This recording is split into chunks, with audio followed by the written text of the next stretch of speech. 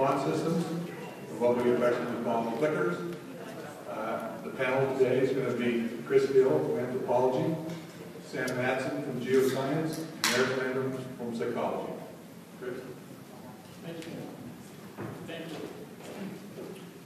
So I thought I'd show you one of the clicker apps that students in my environmental studies class really had a lot of fun with. We really looked forward to this part of the class.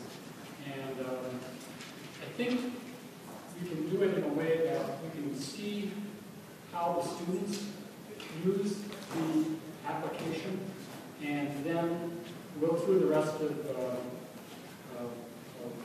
what Sam and Eric want to do. And if you want, you can look at how to set up the app in terms of the use by the instructor. But just to show you how the student experiences it, I think that's probably the main goal. And then if there's time, I'll show you a little bit more, elaborate a little bit more on it after everybody else has had a chance.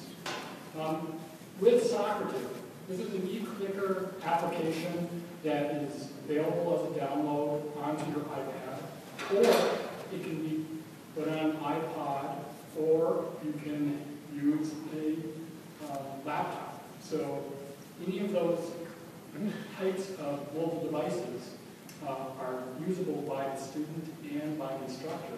So it's a very flexible kind of thing. And we used it in the environmental studies class as an in-class review. So we would have had an activity or some kind of project, and then as a way of just reinforcing some of the major concepts, we would have a short 5-6 question e-clicker session, usually either breaking up in the middle of the class or at the end of the class. So this was something students looked forward to. It was fun. There was no grade in terms of the actual answers that the students had. So it was extremely low stakes.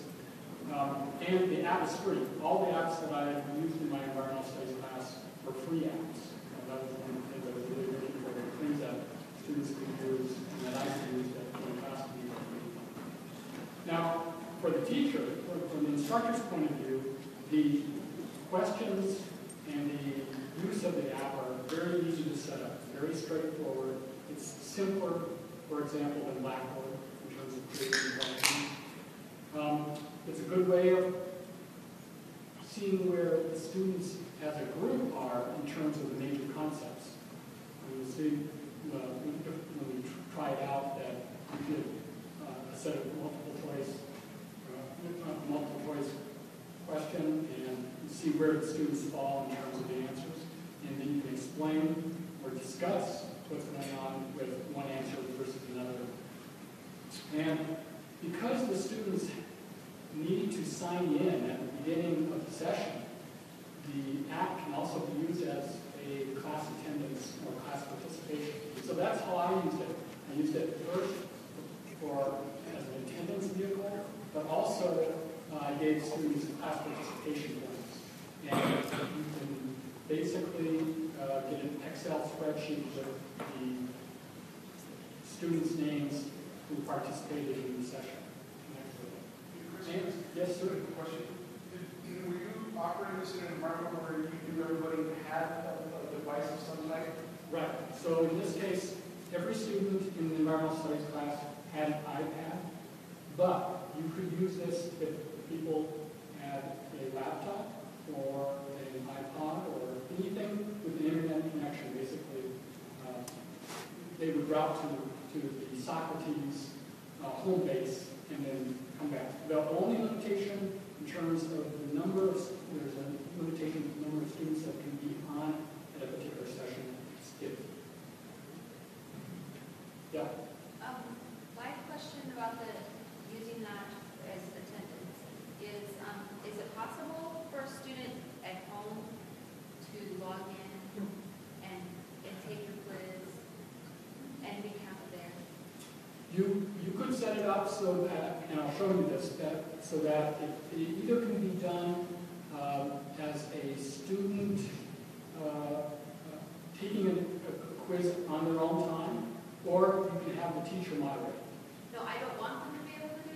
Yeah, So so you can, actually, is there any way yes. to, so that you know they're physically there? Does your room number change every time? No, it's the same room number. So what would prevent him, I guess is what I'm saying, what would prevent somebody at home from doing that and me thinking that they were there? Okay, so for example, when we start this session, and I'll say, everybody sign in, so you'll have to know exactly when we're starting the session, and then everybody's name will show up there. I suppose you could be at home and say, well, it's about 1:25, we're going to start, and sign in, and do that. I guess you could in theory, do that. But then you'd also, well, you would be able to then see when the questions pop up. So I guess there would be a way to do that if you were really creative. It's one stick in the Students are room. very creative. One stick in the room, texting the whole group. Exactly. Now, just to take that a little bit farther, that would be okay by me, because they would be participating in learning. Okay? It's very low stakes, and when they are participating, they're just not in class. They're still participating. They are in the session. Right? So that would be conceptually okay with me. They are participating in the review and getting something out of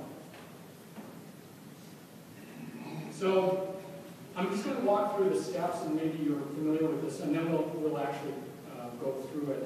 But first, the main thing to notice for our session here is that room number for my Socrative accounts is 182.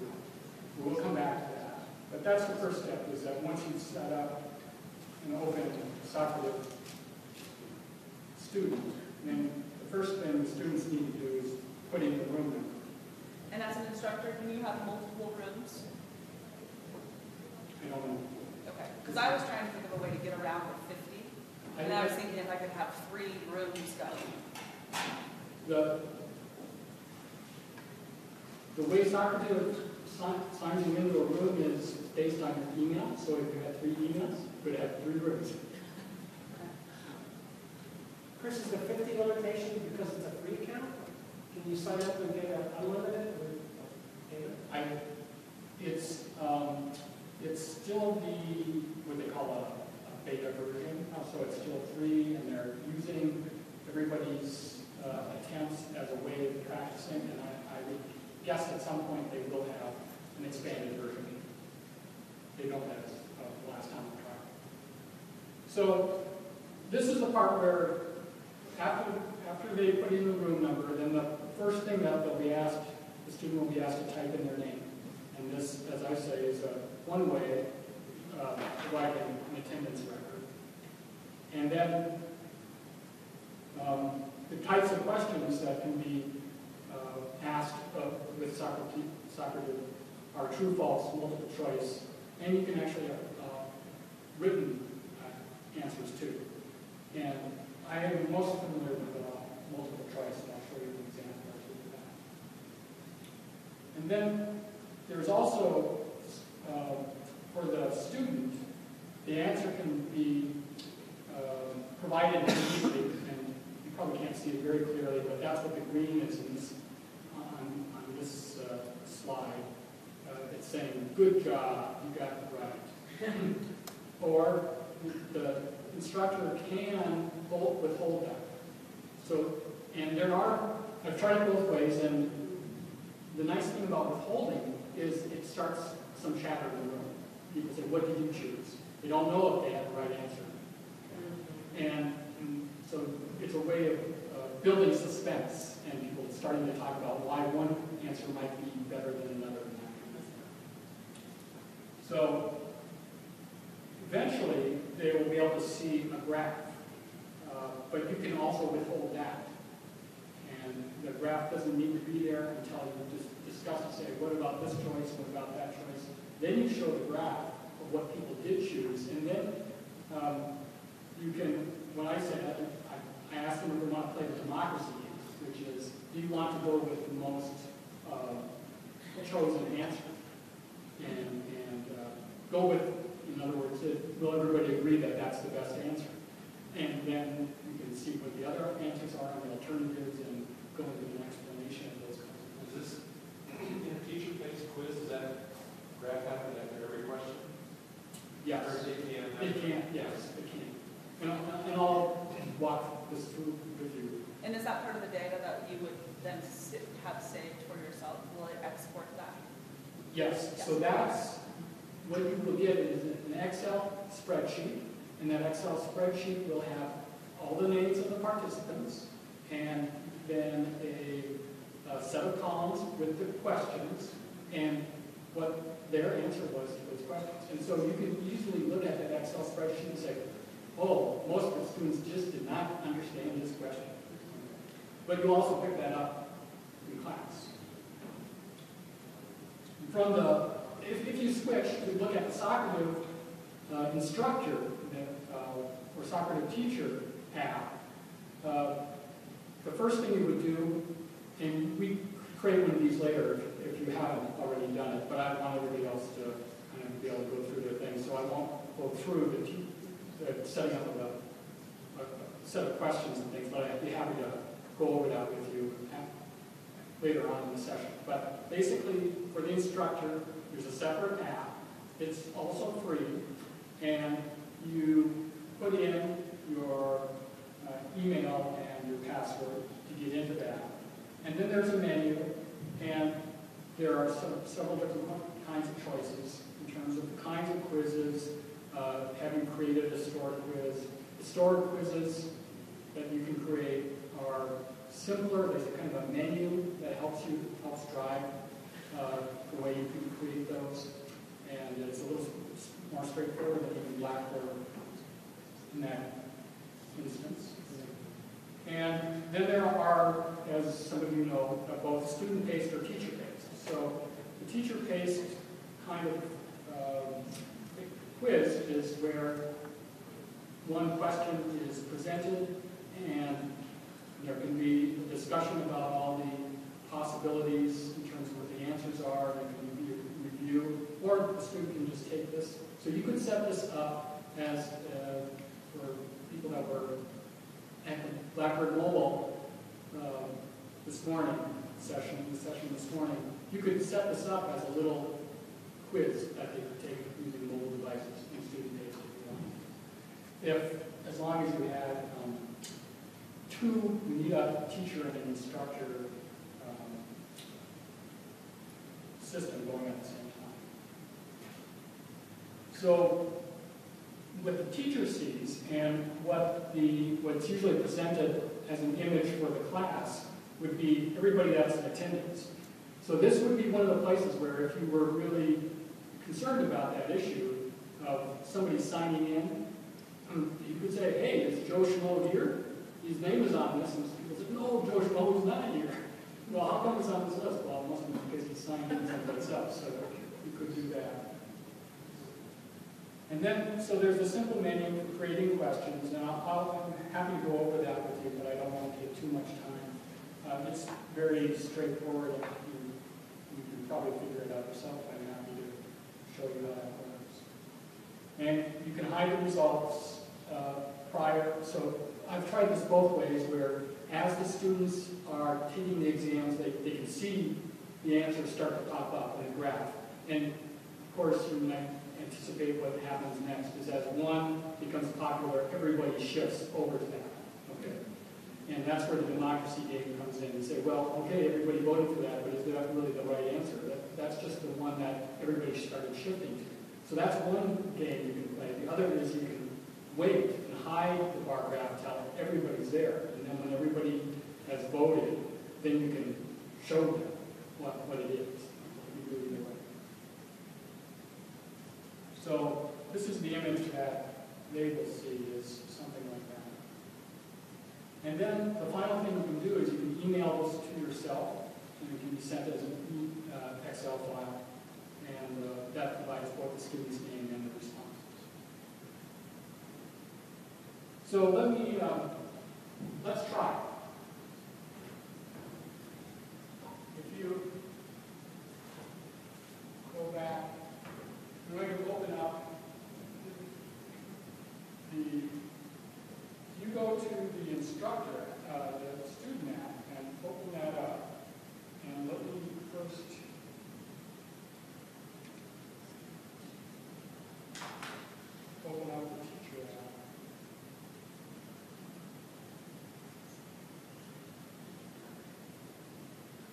Does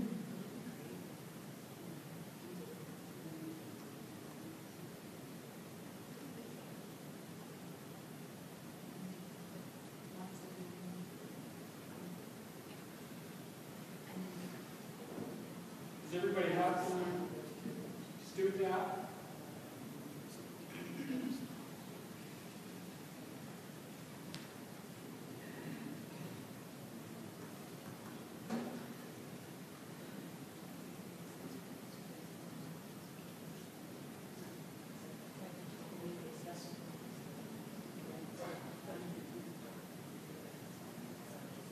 It won't work unless you have both.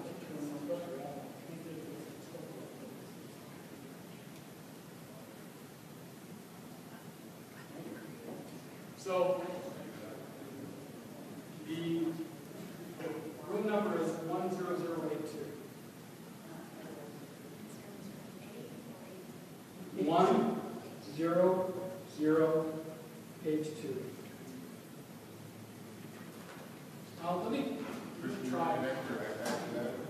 Let me try setting it up so that you guys can see. You didn't have to open it up.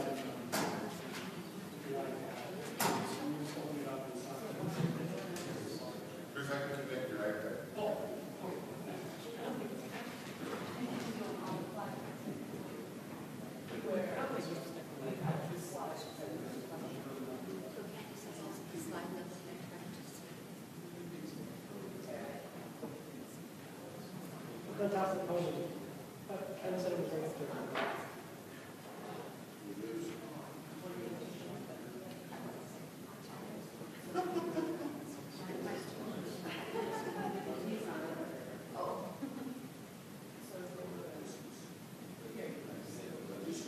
Yeah.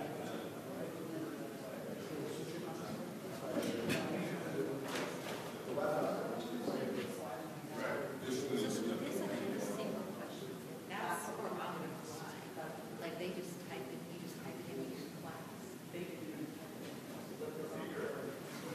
Okay, so now you have two views. You should have your view, which is the student view, and then projected, you should see the view that the instructor has. And you see there are 7 students that have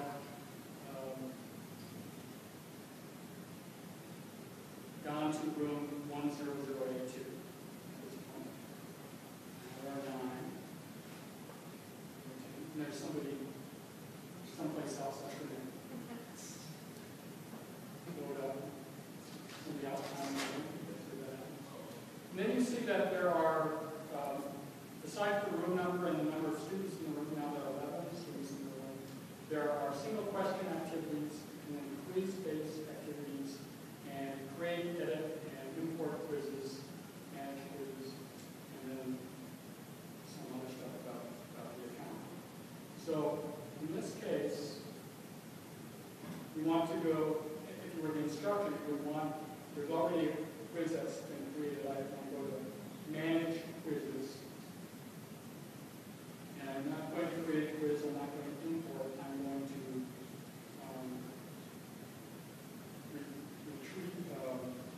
select a saved quiz. And in this case, let's do evolution of the Northern Rocky Mountain ecosystem, biodiversity.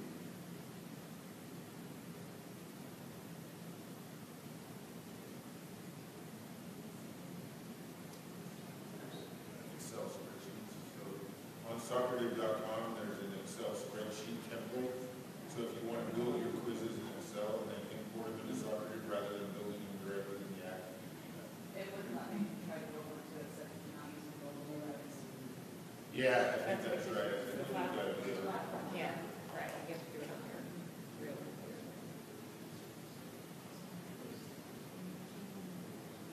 You can build quizzes outside of not using Excel.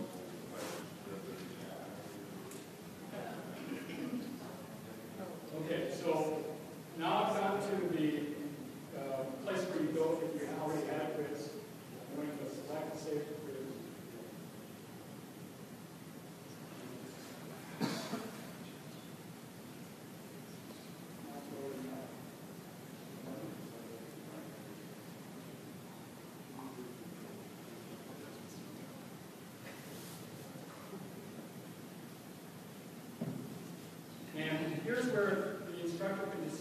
you want to do it as a student-based quiz or a teacher-based quiz. And then you can also randomize questions or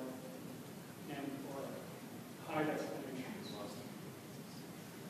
Does everybody understand the difference between student-based and teacher-based? Any questions about the difference?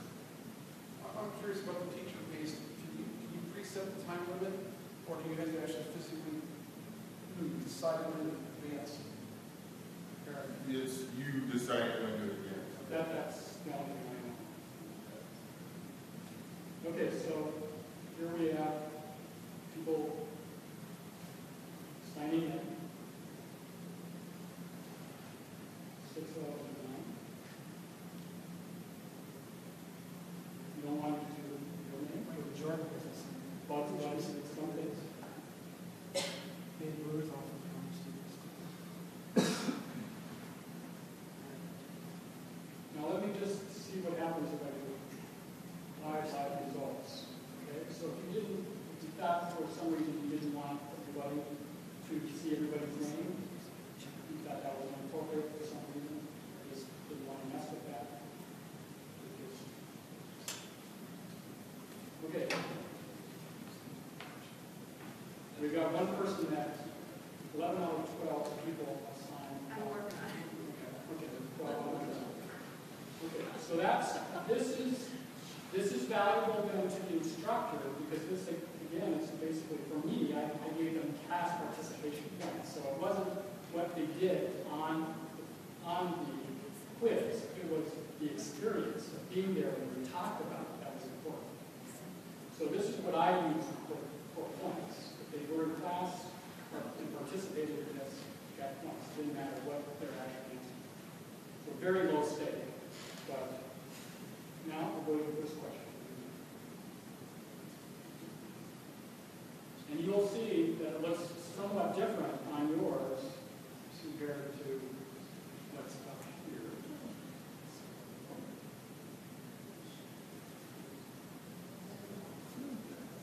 Because you've got, okay, and this is what would happen. So now there are 5 people that have signed in. Oh, yes, that's what all we have. When that's a little higher, it starts going up fast. I don't think you can vote.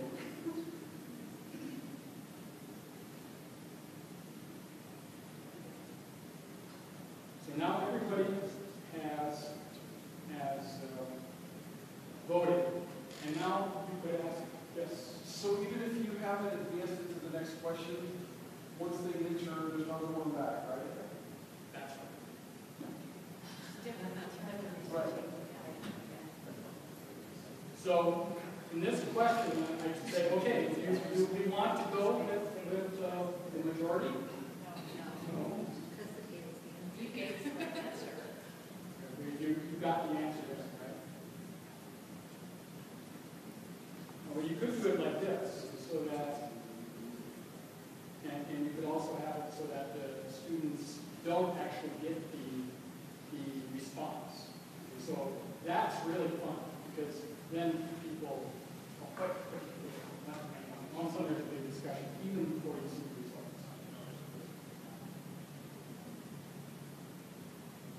So now, just to kind of contextualize this, we had a whole activity about change in the Northern Rocky Mountain ecosystem, evolution of the Northern Rocky Mountain ecosystem, and how biodiversity has changed over time with the extinction event at the end of the Ice Age and then changes that occurred over the last 200 years. So all these things were familiar with people. This is a reinforcement quiz. Okay?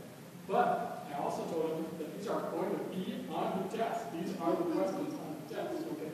So there's a lot of chatter and there's a lot of, oh, if you didn't know the answer, you're writing it down now. If you didn't get it the first time, you get it now. Yeah. Okay? So it's terrific in that for learning. Okay, here's the next question.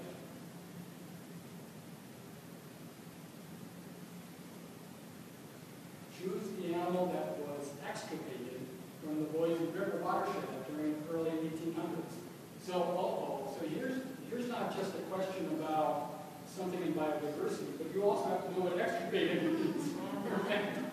So you could ask for, your neighbor, and say, geez, what does that word mean? Okay, so there are all sorts of things going on connected with that. You can tell us what it is. Can you tell us what it means? You switch over and you dictionary. So this is what I would say. If somebody asked me that, I would say, what do you think it means based on this question? What do you think it means? I would give a little hint. I'd say, think of something connected with the loss of biodiversity that starts with E. And that's not extirpated. It's not evolution. The loss of extinction. Yes, exactly. So extirpation is a local extinction. Something that, like a neighborhood extinction. So the animal might not be extinct even on globally or on the continent, but it's extinct in the valley or whatever area you're looking at. So for example, in this question, I would say, okay, people have started to choose, and why would we maybe not go with mammoth in the early 1800s? Because they have already been extinct. But then, and then you say, well, all the others are viable, okay? And then you could discuss which would be more viable than Chris? Yes. So if I'm getting feedback when I answer, it tells me whether I got it wrong and why. Can you turn that feature off? Yes. If you wanted to. Yes, and that's what the evolution of applying and using this, I did turn it on because it brings more chatter, right? Can you turn it off and down for the next question? Maybe somebody smarter than me could do it. I don't think. So Mike, I don't. try, you just, what I've been doing yesterday is I would just, as soon as I launched the question, I was clicking the hide button very quickly. But it might work, try hiding it and then sending the next Oh, one. okay. So And let's see, try I that. think if you do that, it will come up Okay. without the. Well, we're seeing the teacher version. I think what You're seeing the teacher version here, but if you're playing the game, you're seeing what the students. So unless this, you get feedback. okay, So now I've got the question, that question out. right. So now I'll answer that question and see if it tells me on the instructor and the student version. Do you get the answer? Sam? I'm thinking about the question. I got a response. Oh, you got it. Yeah. It's still going to tell you what it won't do is it's not going to show up. So there's no way really to turn off, I mean, on a question by question basis, you, on a global kind of basis, you can say, I think for this quiz, don't ever give me an answer.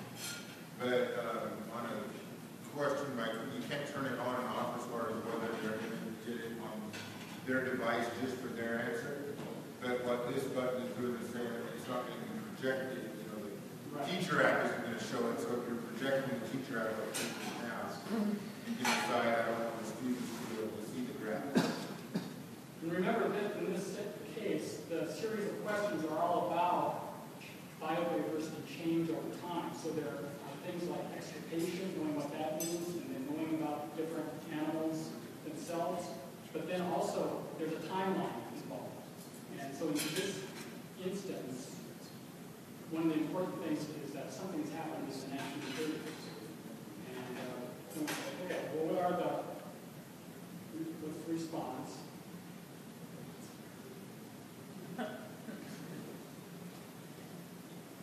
We were all told by the previous. So maybe you don't know, but the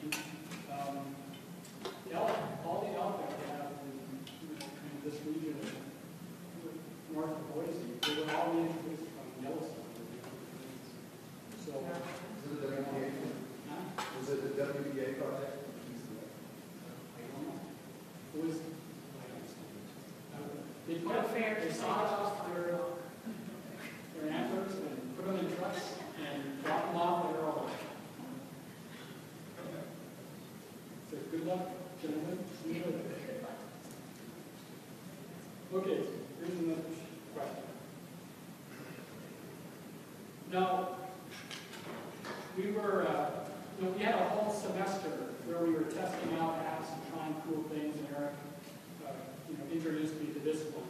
And one of the things I learned kind of the hard way was that about 5 questions is enough. Okay, I was gung ho. I tried 16 questions, and even though it's fun, it's not that fun. You get to question number 12, and people are starting to get bored. Would you feel like you had to do them all at once, or could you come back multiple times? Well, yeah. So in that case, it was one long session. Okay. But so that was just a suggestion that 5 or 6 are fine. But can it sit idle for a while and do you come back to it after? I haven't tested it, but I don't know anything about the app that would make that something that would get included. Well, now this one, this is the logical answer, but the real answer isn't here. And so this was I put in to see how awake the students were. The real answer is 1995. And this is fine for low stakes.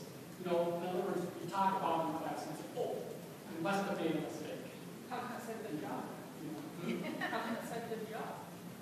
I can't do It said good job when I. Because it's the best answer of the group, right? And that, on my quizzes, I often say that. Pick the best answer. Okay? But the real answer isn't here. The real answer is 1995.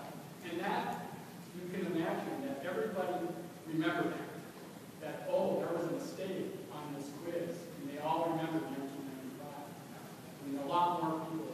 Just because of that, just a little trick of saying, oh, the answer really isn't there. And initially there was a big argument. Because people who thought they knew the answer didn't have the answer as a choice. And they had to justify it to me. Why was 1995 instead of 1985? And not all done as a verbal discussion with the class.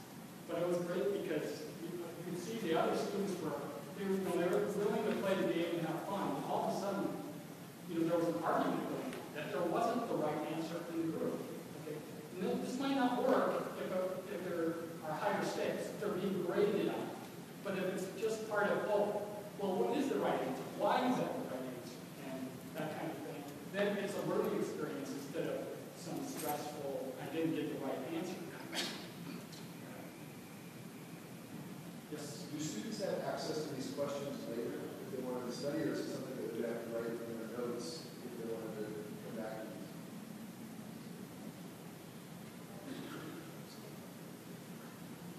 You can post. I guess it could be posted. But because I was using it as class participation points, it was be there or be square, right? And so the value was to be there and to be part of it. But you could do that. I think there would be a way to do that. But it would take some proactive effort by the instructor. Right? Basically, they would have to. Well, what I ended up doing, so this is how I kind of follow through on what we're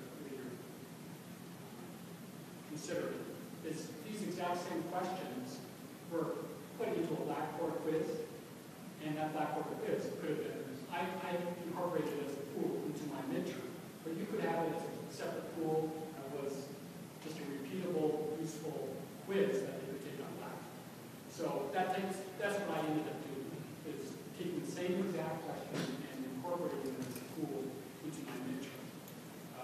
And if you did that, you went through the effort of grading these questions to use in a Blackboard, then you could have them as a low-risk Blackboard quiz that you could take, just like we were doing earlier. Okay. So then finally, you end the activity, and if you're an instructor, you get this. And now if I send this, there's an email, will show up as an Excel on my email. And then I can give people president for class participation, and hopefully they learn something and have fun doing it. So that's soccer, and I think it's great, and it's free. That makes it even greater. Okay. Thanks for letting me share that with you.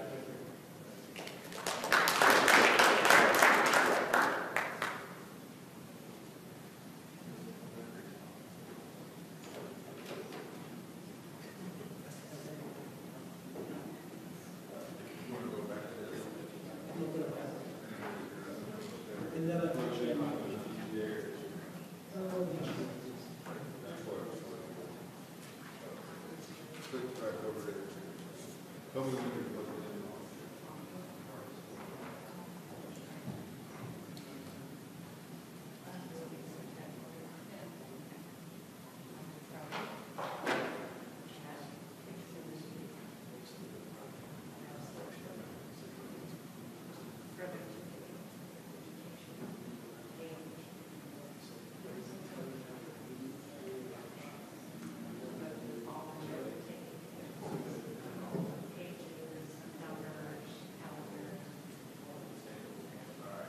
Okay.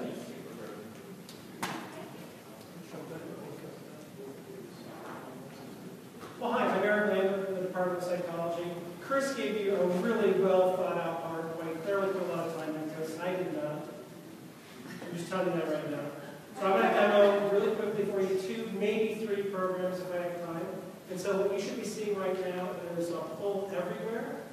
And this is going to have a lot of the same feature set that Chris just showed you with Socrative.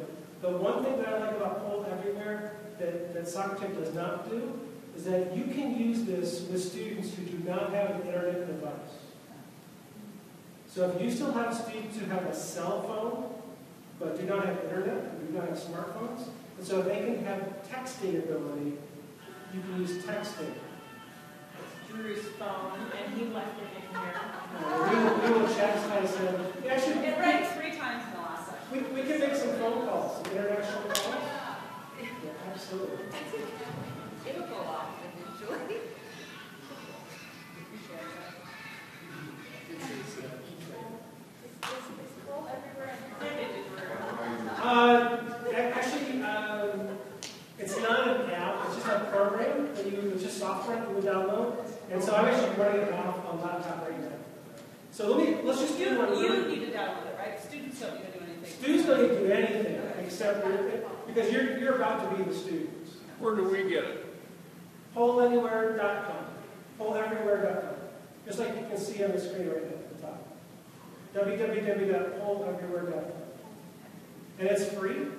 And when you type in boisestate.edu, it recognizes you as an educator. It gives you an automatically upgraded account for free, which was pretty slick. Has anyone else ever used Poll Everywhere? Oh man, that means I'm only about 20 minutes ahead of the rest of the room. Okay, all right.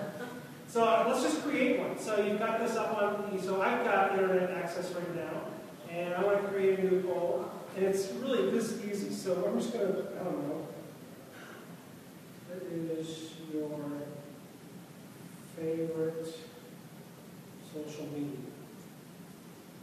Let's see, what might my answers be? It might be Facebook, it might be Twitter.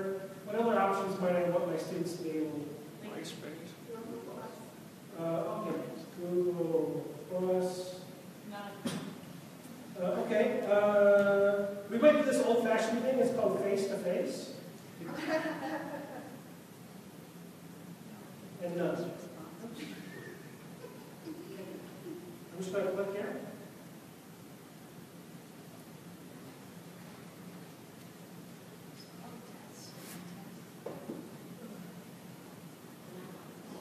Okay.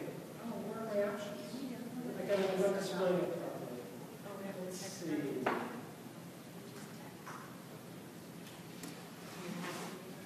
Yeah, so it doesn't.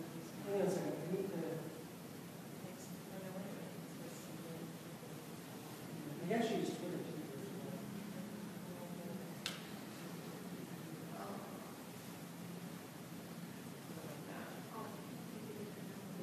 No, where's mine? Sorry.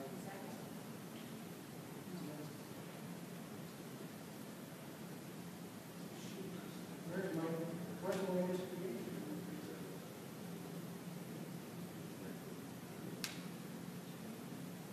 Or are you guys seeing something different from me? No? Sorry. Okay, I'm sorry. Let's see. I told you I'm only 20 minutes ahead of you. Did you find that everybody in your class had this capability? I've never used this in my class. What? Okay. Are you kidding?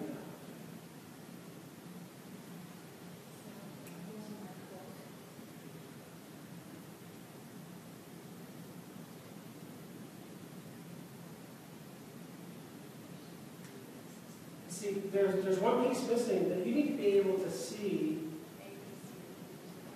Yeah, you need to be able to see what the text codes are.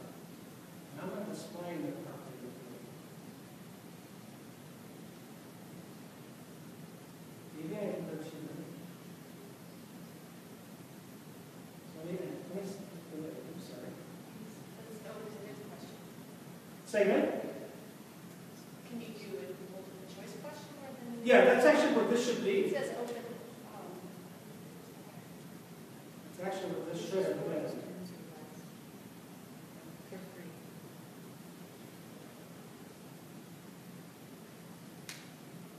But I'm not seeing, there should be a graph here with bars. We haven't been able to watch the bars live.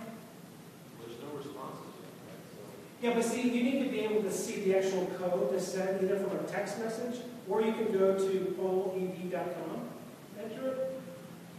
Yeah, that's what I did, but I don't know. Yeah. So I'm not quite so sure. Yeah, I'm just-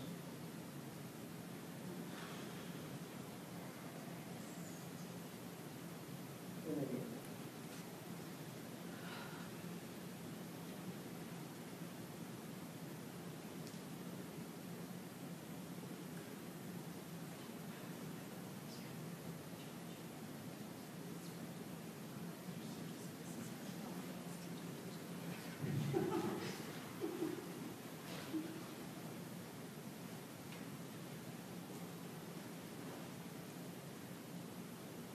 Wow, I am so sorry. This went perfectly.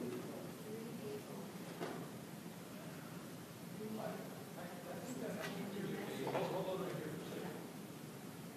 Somebody's missing it. So you texted 380-456 in the morning. Just try to, hold on a minute, let's. Actually, what it's something it should actually give you what it should do is it generates 3 barcodes. Okay, so 3 different codes, one for morning, one for afternoon, one for evening. You get to separate it out in question. That's my response right here. Just type that in. Oh, so I must have it as an open-ended. Yeah. So go ahead then. So text. If you don't want to text, you can actually get on that pollev.com. And so students in the room with internet access can still use their mobile device. But if you have a cell phone that does not have smartphone capabilities, they can also play. And so there's all kinds of opportunities here. I'm sorry that I So botched how this do you do for it online? What's So that? what do you do to submit the response online? You type in that numbers and then type in your response right after. So go So you to, put it all in the same? yeah. Okay. Thank you.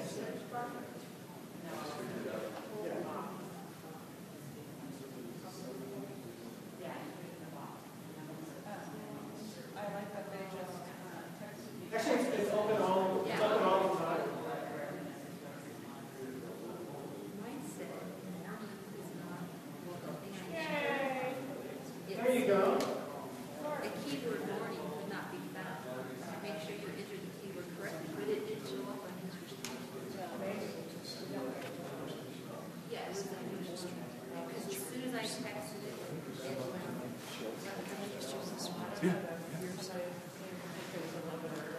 Here's another one. So here's the one I was trying to show you that I created a couple days ago. So here's a different version where you can either text that 6-digit code to 37607 that you see up there, or you can use the same website, pollev.com. So try that for me. With that number? Yeah, you're gonna, yeah. So if you go to text, No. The code is. yeah, so you're gonna send a text message to this number, but you're gonna put this as the actual text. So, yeah, because it's live. And can I change my name? Can you change? No, I don't think so. But I think you could probably vote again.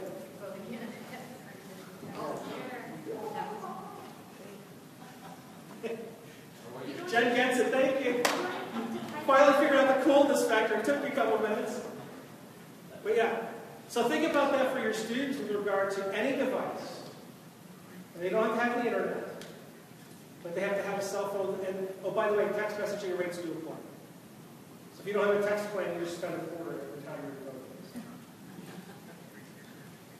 So you can get this. You can have this live.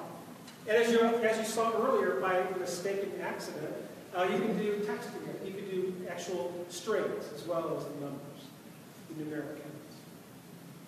I don't think it's let you go twice. Yeah. It won't let you go twice? Actually, you can have your other device. So you did it from your iPhone, now get out your iPad. And then get out your laptop to your message. It sends you back to you can't vote. Oh, it does. Oh, okay. Very slick. Do you know if there's a limit to the number of people that you can There is a number, but but the educator account gets more. And then I think there's like a $4.99 a month thing if you wanted to. So you could probably turn it on at the beginning of the semester, turn it off again at the end of the semester. But it's pretty slick, and you can download the slides, you can save data, and so it's something that you could play with, especially if you play with it for free. Yeah. I've actually seen this at conferences where a guest speaker will get up and do this presentation. The neat thing is, for our students, you don't say put away your cell phones, you say get out your cell phones. You're about to participate in class. So don't put everything, don't put your electronics away, get them out, because you're going to use it. And so now they're not necessarily shopping on Zappos.com or updating their Facebook, but maybe there's something like a text message every day. Well, it takes them 2 seconds for their text message, then they go to Zappos. Yeah, they do, but at least they tune in for 2 seconds, and I'll take that, you know? At least they tune in for a couple seconds. So that's polleverywhere.com. You're welcome to play with that. I'm going to switch out and show you Twitter, just really briefly.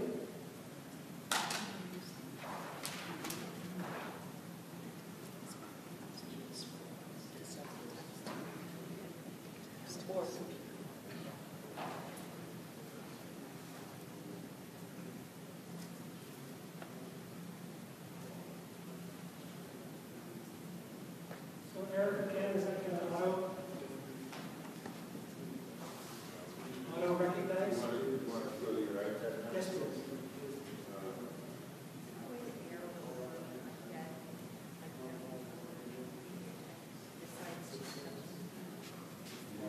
I went to VGA to,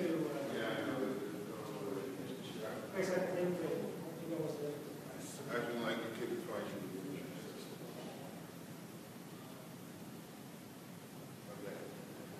Great. All right. Any Twitter users? Oh, man. Okay, good. All right. So, for the real Twitter users, I apologize. For the rest of you, I'm about 10 minutes ahead of you. So I actually do tweet from time to time. And so what you can do, and so just to kind of show you a quick thing here, is you can use what are called hashtags. You can create these uniquely for your class, your day of the class, whatever. There's no indexing to them, but it's a way that you can track responses. So I teach a class in psychology called Psych 487, and you can kind of see, I think you can, I've got that listed right here. And so the hashtag is the $. And so you can create this for your class, and you can have students tweet live in your classroom. Okay, so if they have a Twitter account, they can tweet live. They can say anything they wanted to, but then they append somewhere in that message the hashtag #PSYC487. And then what I can do, what I will show you, is that I can search for that. And I get those tweets live.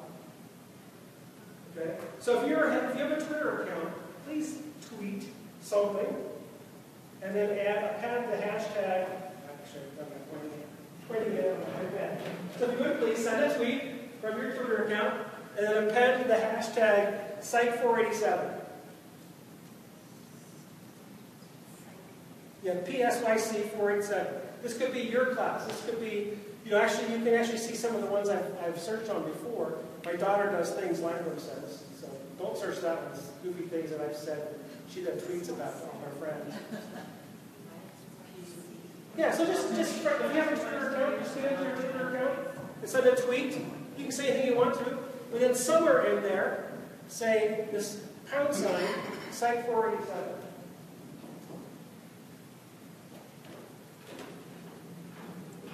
And I'm just going to do this.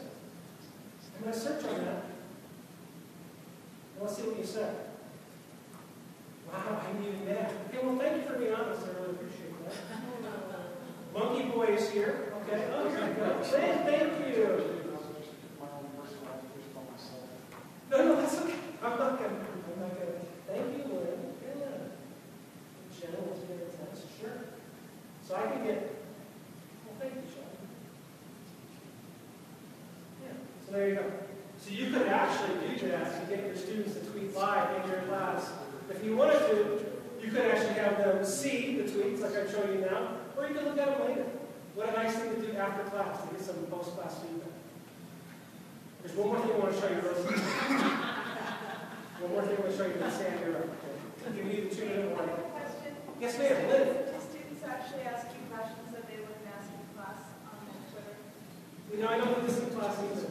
No. No, I wanted to show you the options. What do you do? I use clickers. I actually flip my classroom this semester. Yeah. So I don't teach during class. All my lectures are on YouTube. You won't be bored at night because you're searching.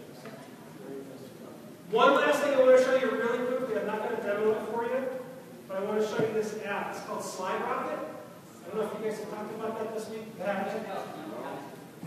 Slide Rocket. So what you can do in Slide Rocket is that you can combine PowerPoint and Twitter. Okay? And so I'm not going to demo it for you, but so what I did is I gave this talk last month to SSPA folks, and I downloaded this from PowerPoint straight into Slide Rocket, and then what you can do, and that's not going to do it for you because I don't have it set up to do it. Actually, I'm going to join.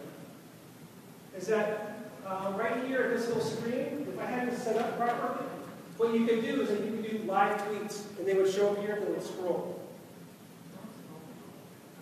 So in Slide Rocket, you can have all the accounts set up, and so, I can get rid of that black bar at the top. And so you can actually have tweets scroll here. There's a pause button. If you went too fast, you want to pause, you want to go back, you want to scroll back and forth, you can do that.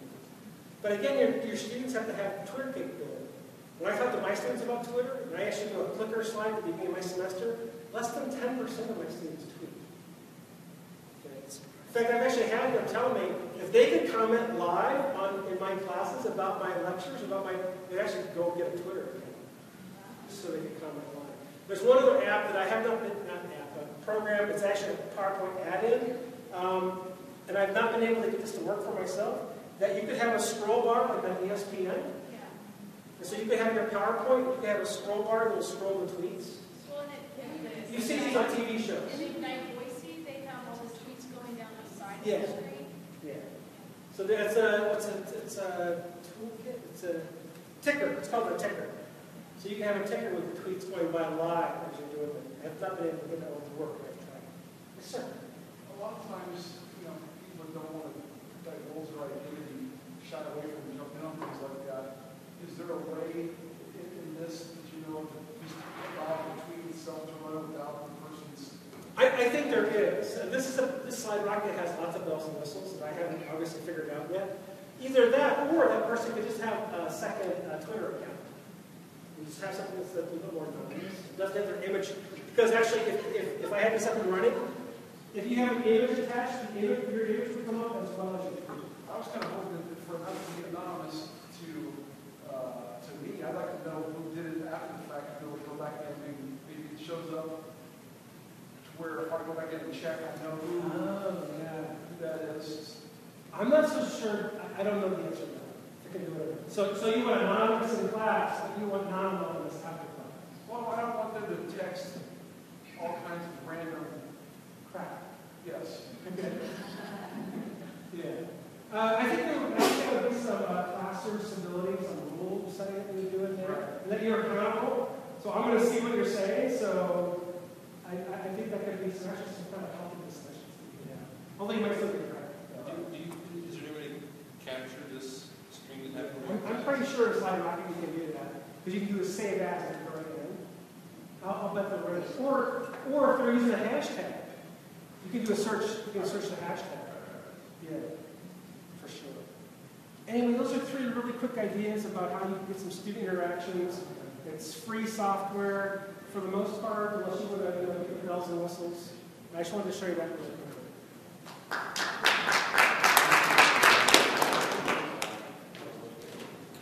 Eric, I have a question. Yeah, sure. I noticed there was a hashtag Stevens Landing instead. Yeah, it's my So daughter. I searched on it and there's nothing there. I think they expire after a while. They actually, you have to, within 6 months or something like that. Yeah. So my daughter thinks I haven't said anything interesting in 6 months. Really kind of makes sense.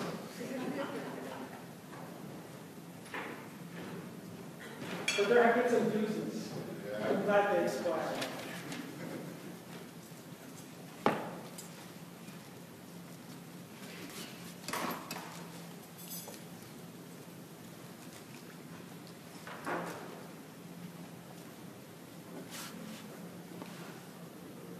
You haven't told your students about that hashtag, I guess. No. So it's back to BDA.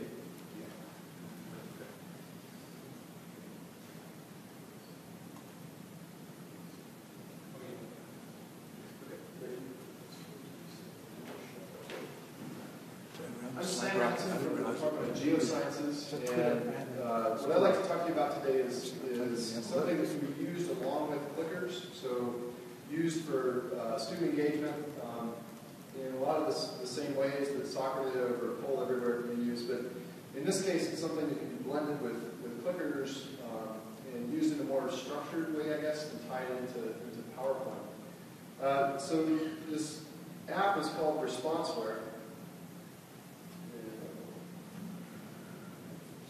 And to use Responseware, you would use it in a similar sort of way that you would clickers.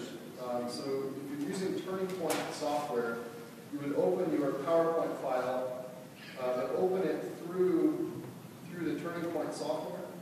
So if I open Turning Point,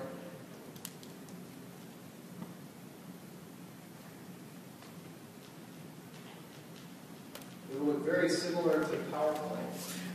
The only difference is that you've got an extra ribbon up here for Turning Point. So now, once I've opened that software, now I can open my lecture file. Use some example slides here. So basically, what you're using are just animated slides that are built through Turning Point. There's all sorts of different options you can put on there. But I'll show you a couple example slides, and I think what I'm going to do is show you what the projected view would look like to the class coming from the computer. And then I'll go back through and show you the same slides from the iPad view to give you the student perspective for Responseware. So with Responseware, you can control to make sure that students are in class. If they're responding to your question, there's a text code that they have to enter at the beginning of every class that changes each class. At the beginning of class, I'll write the 6-digit word on the, or 6-digit number on the board, and they have to log in with that number. So the only way they can log in is if they have that number. So reset all my slides real quick. So this is typically what I would be doing at the beginning of every class is resetting the slides and logging into Responseware. And you get pretty good at multitasking because you're doing this while you've got a long line of students asking questions about what was covered last Friday. So you can listen to them with one ear and use the other half of your brain to enter. So once you have a Responseware account, you can just log in. And I usually choose require login. I'm not sure what allow guests does. I think it lets other people who aren't part of the class list. And right there as well. You can reserve a session ID for the whole semester too, Oh. if you want to, so you don't have to use that number every time. Okay. Okay. So it would be the same 6-digit number in that case? Okay. All right. I don't do that because I use them for participation grades Right. mostly, so I want to make sure that that they're there. So here's the 6-digit number for today. I would write this on the board in case students show up 5 minutes late or something. But you would use this number and log in to the ResponseWare account. So I need a couple volunteers actually. Somebody willing to give this a try. So I have the ResponseWare app on this iPad, and I have an account for that, so you should just be able to log in. And then I have a clicker also, so we'll get 2 responses. And 2 volunteers who are willing to take a stab at the questions. You can download it, but you have to set up an account, and it costs, the registration is less expensive than the clicker, but it still costs money. So I'll go over that in just in a second. So if you go ahead and enter this number, I'll go back through and show all of you what this view looks like on the iPad. So it's 766561.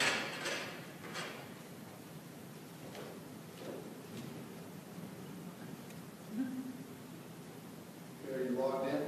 All right. So these questions are built into PowerPoint. So one nice thing, I guess, one advantage over the other programs is that it's maybe less distracting to switch from one program to another to just nest it right into the PowerPoint slides. So you can just ask the question. You can also include pictures. If you put a picture as the background for your slide, you can ask questions about the picture. It doesn't just have to be text. So I'll give you 2 of you a chance to respond. Okay, there's 2 responses. You put a timer on these slides. You can put participation bars showing how the answers change as more people answer. If they need more time, you can add more time if you want. Can you show the current consensus? I think so. I never do that, but I think that is an option you can add. I can show you some of these options. All right, so somebody else has a response for it there, or a clicker. There's 3 responses here. Okay. Time is up. So there's the graph. And usually you can put a correct answer indicator in here too. So if you use a check mark, you can change the text or change the color of the bars to indicate the correct answer. And for my large geoscience intro level classes, I post the slides after lecture. I'll post them as a PDF. And so this graph is saved in there. So if the student is sick or has a family emergency and has to miss class, but wants to catch up on these questions, that's available. Those are available to them on Blackboard. So here I'll let you answer one more question, and then I'll show you the iPad view. It's the same picture, separate question. These are just an example of a sedimentary structure you can use to figure out what direction a past river was flowing, for example. So there are 3 responses. You can start the timer. And I'm doing all of this just by advancing the slide like I would normally in PowerPoint. So it looks like everybody's responded. Go ahead and advance the slide again. Okay, and all 3 of you chose correctly here. Is there a limit to the number of answers? Oh, no. You can have as many answers as you want. I'll show you another example. So there's a check mark. Yeah. The limit is 6 is too many, I think, in my experience. Yeah. And your graph is so cute. Right. So here's a separate picture. There's another question with more text here.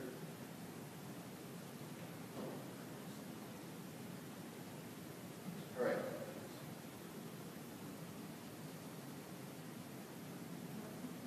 Okay, so before I switch to the iPad view, I want to show you how I would deal with these responses as an instructor. You can set the correct answers and actually grade the students on whether they get things correct. I typically don't do that because a lot of times I'll ask questions where I maybe don't expect the students to know the right answer, and I'll use those to start dialogue. But the way that I download the answers is just as a text file that can be uploaded into Excel pretty easily. And so we'll show you what those responses look like.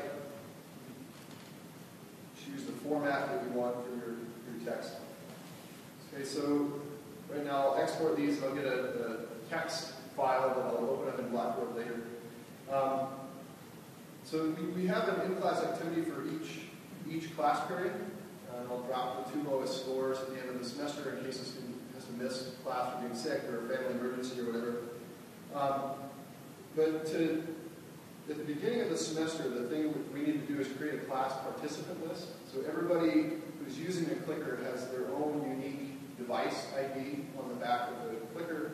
If you're using ResponseWare, you'll get a device ID once you pay the $15 or something for a license. So each student has a unique number, and in order to grade them, I need to be able to tie that number to their name. And so at the beginning of the class, I'll open up this participant list that I made at the beginning of the semester, and once you've got that set up, it's pretty easy to do. You can also have Turning Point upload the grades automatically into Blackboard. There's a module that you can use in Blackboard where you don't have to deal with the grades at all. I tend to not do that. I'll enter the grades manually, even for the big classes, because for 500 students, it adds maybe half an hour of work a week, and it helps me learn their names as I'm just going through the roster and entering the grades. It's usually just a score out of 5 for each day.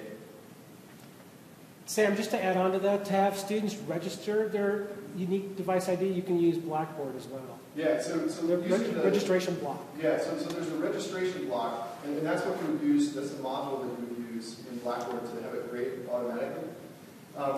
No, not to grade automatically, to connect their name to their device ID. Okay, so you can do that. So, yeah. As a separate thing. So it's called the registration block. And the reason I didn't do that, here's the way that I make a short answer Blackboard quiz at the beginning of the semester. And so they just type in their device ID, and then I've got a spreadsheet automatically type all the names to the numbers. The problem is that a handful of students usually mess up the number or formatting is different. So it takes a little bit of time to get things squared away. The reason I didn't use a registration block is because if you do it that way, every student on campus has to have a unique device ID, which isn't a big problem. But in some of the large classes, had students who would say, okay, I'm taking this morning lecture section. My husband is taking the night lecture section. Is it possible for us to split the cost on this $60 clicker? And if I do it manually, it lets them do that. Right? I see it like a calculator. If they're not, sharing it for the same lecture section and not copying each other, why not be able to share? So it adds a little bit of work, but there are advantages to doing it that way too. Okay, so I'll switch over and show you what the student view is like in ResponseWare.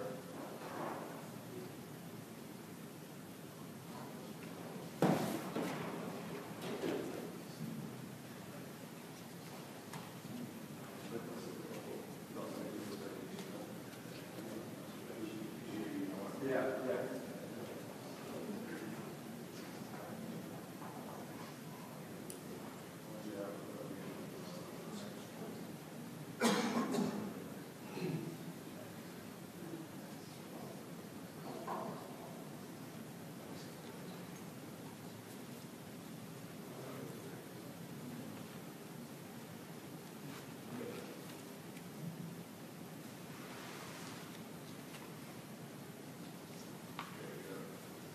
Thanks. Okay, so I'm going to start these slides over again to show you what the view looks like on the iPad. So the session number was 6 digits long. It would be a different number each time. So you type in that number and then it lets you join, but it's only going to bring up the question when I bring it up on the screen. So if a student somehow gets the magic number from another student, if they're skipping class and they get a text from a friend with that magic number, they still have to be sitting there with their stinking iPad for the full hour and 15 minutes to be able to answer the questions when they come up for the 30 seconds that I'm asking. So it almost makes it not worth skipping class if you're going to do that.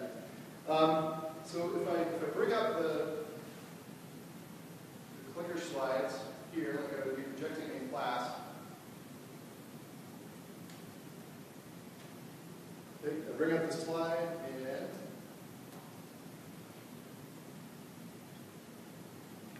change shortly. There we go. Okay, so once I open that slide on the laptop, it brings up your possible answers. You can choose an answer.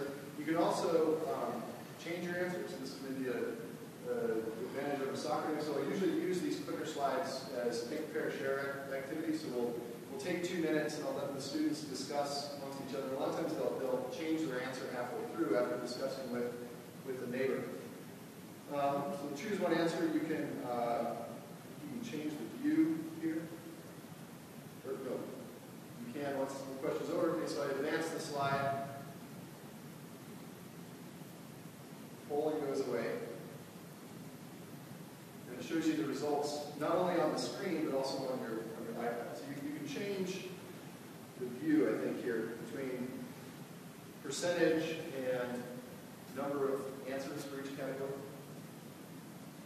So another feature that I haven't played with much that I think has some potential is this messaging feature here. So as you're asking a question, the student can actually text questions to you. I'm not sure how exactly I would use this. I thought initially that the messaging would be something that would come to me later, so I could collect,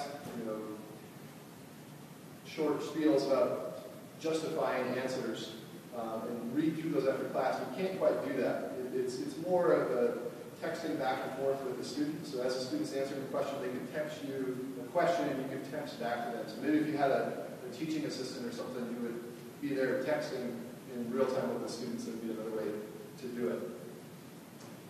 So anyway, that's what the review looks like, or the iPad view looks like, and it gives you a history of all the different questions that have been asked for that session. Again, I'll post these slides at the end of class. So it's a little more structured. It has some advantages over Soccerlib or Poll Everywhere. You can include questions, basically anything you would do with a PowerPoint slide. It's pretty easy to use, but it's not free. It's one of the problems. I think a clicker these days is running about $65 or so. ResponseWare is less expensive than that. If the student has a mobile device, I think it's $17 for 2 semesters worth, $35 for 4 years. So they can use for incoming freshmen. It's a pretty good deal. Are there any questions yet? So you showed us Doceri the other day. Yep. Do you use Doceri and slides all at the same time? Yep. So you can draw right on the slide. Yep, exactly. And answer the question. Yeah. So I can, if you want to see that, I can bring up Doceri. Yeah. So it's sort of cheating. I use the same set of slides for the Doceri presentation and the clicker slides, but I'll usually integrate both of those in class. So yeah. While I'm setting that up, I can try to answer the other questions. I've had students use smartphones as opposed to clickers, and I don't know what the screen says, like your answer has been received, because when you use a clicker, you click, it says, does it say anything on smartphones? It does. It gives you a little check mark right there that you selected. All right. So it does give you confirmation that you answered the question. One problem we did have with ResponseWare was that if the wireless connection in the classroom isn't robust and you've got a class of 250 students, it might hang up a little bit, but the students got pretty good within the first 2 weeks or so of letting me know right away, not having to wait an extra 10 seconds for the wireless to catch up with the question. So the question previously was about Doceri. Make sure that I've got it set up here.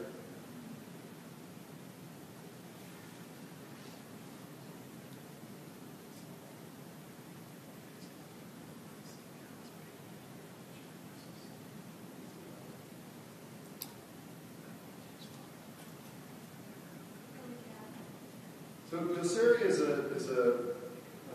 desktop program that has an iPad app that goes along with it. It basically turns your iPad into an interactive whiteboard.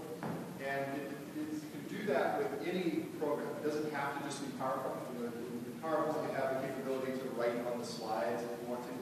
But with Doceri, you can do it no matter what you're projecting. If it's a map, if it's a video, you can draw on top of it. So with these clicker slides, you can do that also. So the way that I've used Doceri in my large classes is to engage students, especially in the back of the classroom who aren't really paying attention. I can take the iPad to them, even a couple hundred feet away at the back of the classroom, and have them draw on the slide to answer the question backwards. It's another way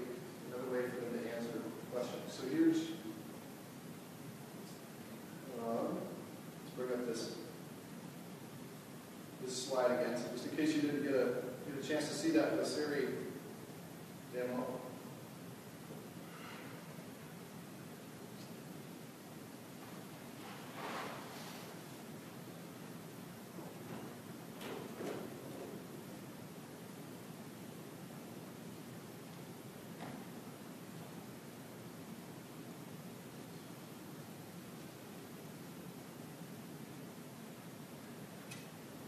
In order for this to work, both the laptop and the iPad have to be on the same wireless network. Yeah.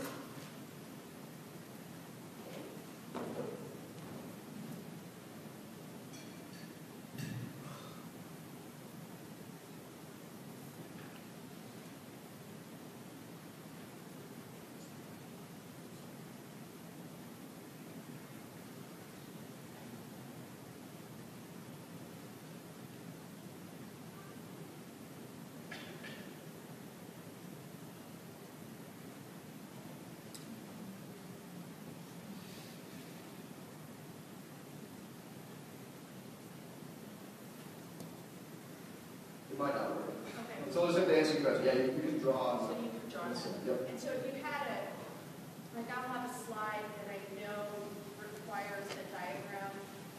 The next one, I could just have a blank slide, and then I would have a whiteboard right there, right? And I could just draw Yep. what I wanted and then move on to the next slide. Yep, exactly.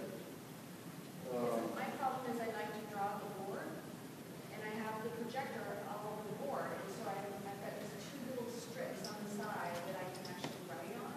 Yeah. So what I'm looking for is some way that I can write on the projector, and I think those areas might be the way. Right. Yeah. Here, I figured out what the problem is. I have a new IP address from the other day, so. In the olden days, that was called an overhead projector. You could write on stuff, you could erase it, you could Right. crank the thing and get a new screen. And I actually do that in the Yeah. classroom I've been teaching, but I have to go back and forth, and it's just so cumbersome. And, It's wireless, you can see it from anywhere in the room. Till the bulb burns out. Yeah, till the bulb burns out.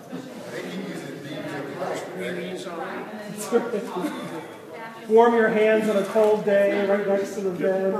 Yeah, exactly. Okay, here. So I got it to work out.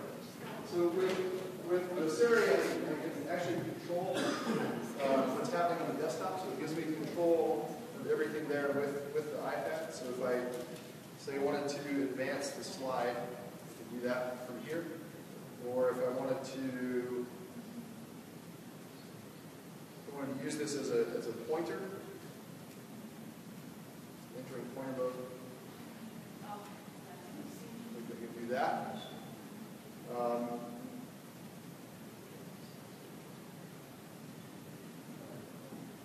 It's got to catch up here. The catch is you got to spend the $50. Yeah. So this is the evaluation version. So you should be able But I to. don't think that's very, it's not in your face. That evaluation. Put smart Oh, cards in no. classrooms. The big problem with the evaluation version is it doesn't let you save these drawings. There's a lot of people doing So, that. so we might use clicker slides like this with Doceri. So the students answer the question and they can see that, I want somebody to justify their answer. Go to the back of the classroom and say, okay, I want you to draw on this slide and trace out the relevant features that help you answer the question. workshop. That's awesome. Thank you. That's what I want. Yeah. Hey, Ken, do you have any idea how many people at Boise State are using this response with? I think the last time I looked, it's right around 35. It seems that when my students don't complain about clickers, because I think they usually use them at least once more in their classes, Yeah. if not more. The thing is, a lot of the chemistry people are using it, and those are all huge classes, 200 plus. So that alone is a large cross-section. Plus geosciences is doing some big classes.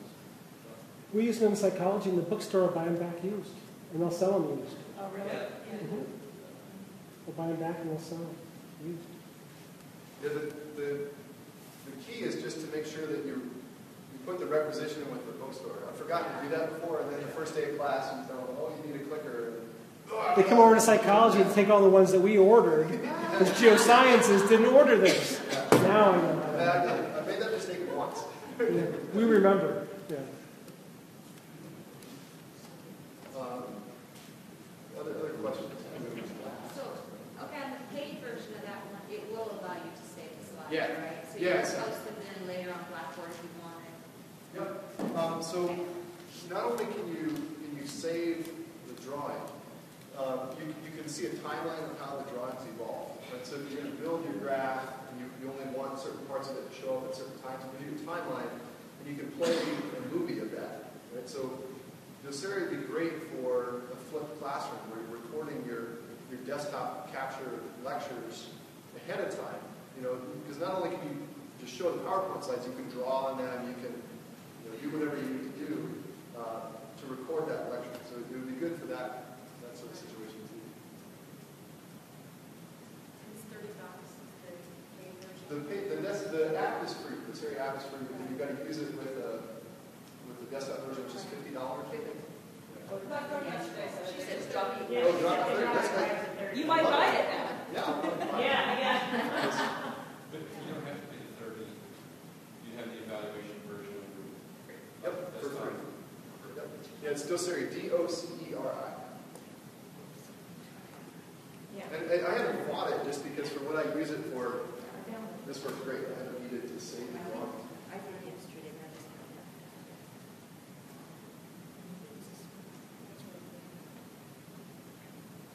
Eric, have you used Doceri? Yes, briefly. Briefly. In the class? No. If you're not in class.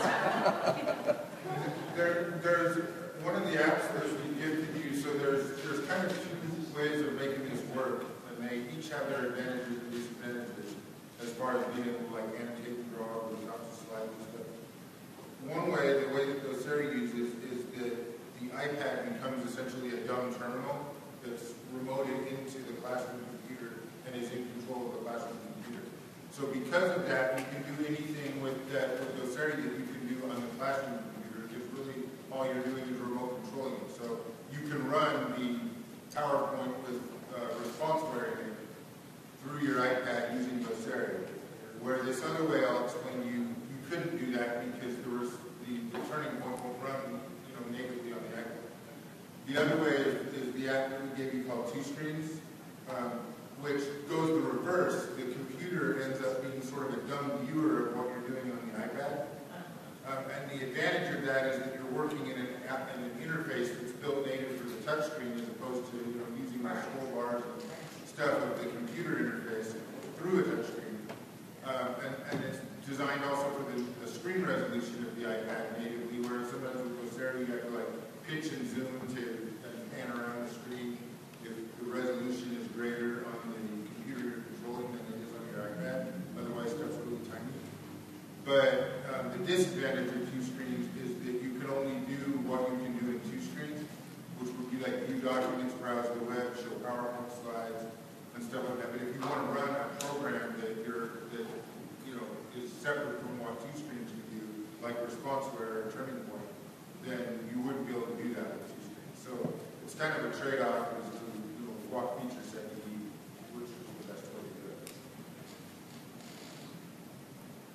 So this is a PDF map that I've loaded. You can draw on this as well, just like you can on PowerPoint. So I think there is a pen tool within PowerPoint. So if you're only using PowerPoint slides, it's actually easier just to use that tool.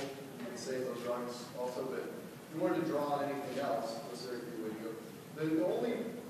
The limiting factor for why I haven't used Doceri all the time is just that there's a little bit of a hang up to get both of them, both the computer and the iPad connected. But you just saw I had to look up the IP address and make sure that they were both on the same wireless network. If you're already taking 3 minutes to set up all your ResponseWare and participants and all of that stuff, it's just one more layer. Right. But I think if you're on Bronco Wireless, you don't run into that problem. I'm using Bronco Wireless right now, so. There's a lag between what you're drawing with your finger and what appears on your iPad. So if you're trying to do something precise, that's a little irritating. Yeah. And I think Osiri has the functionality to do everything that the big console does in the lecture halls. You know, dim the lights, run the projectors, you can do all of that with your iPad. It's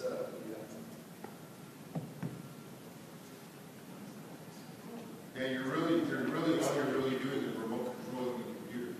So if it can be done from the computer, it can be done from your iPad. Thank you. all right. Thank you.